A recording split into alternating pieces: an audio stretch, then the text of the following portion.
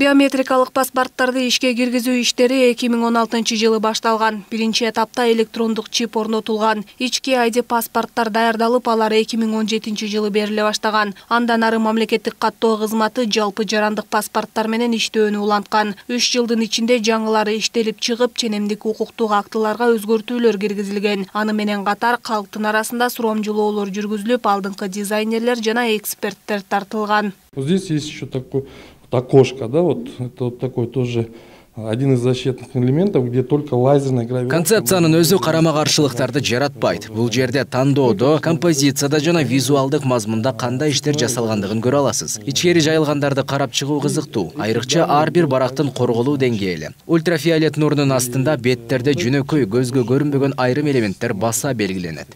Жаңы паспорттун барактарында Кыргызстандын аймактарынын, Ала Тоо аянтындагы тарых музейинин, Манас эстелигинин, Айгүл гүлүнүн, Таш-Рабат архитектуралык комплексинин, Ысык көлдүн элементтери түшүрүлгөн. Бишкек, да, вот Ош, там Сулайман-Тоо, да. Паспорттук кризисти болтурбоо үчүн документтин учурда бекитилген версиясы иштей баштайт. 2020 жылдын май айында Германиянын Мülbauer ID Services компаниясы менен 1,5 миллион бланк чыгарууга 3 жылдык келишим түзүлгөн. Биринчи партия февраль айынын аягында болжолдонууда. Болжол менен 100 000 нуска. Келишим сом менен түзүлгөн. Андыктан паспорттун наркы чет элдик валюта курсунун өзгөрүүсүнө байланыштуу болбойт. Ал эми жаңы нускадагы паспорттор апрель айынан тарта бериле баштайт. Баасы болсо 407 сомду түзөт. Ал эми атасынын аты бөлүмүнө келсек, мамлекеттик каттоо кызматы коомдо жаңы паспорттарда атасынын ысымынын бар экендиги жөнүндө талкууга байкоо жүргүздү. Социалдык тармактарда жарандар бул форматты терс кабыл алышты. Анткени бул атасынын аты колдонулбаган өлкөлөрдөгү жарандарды идентификациялоону татаалдаштырат. Латин алфавитиндеги ээсинин атасынын аты ушул бөлүмдө жарандын каалоосу боюнча жазылат деген чечим кабыл алынган.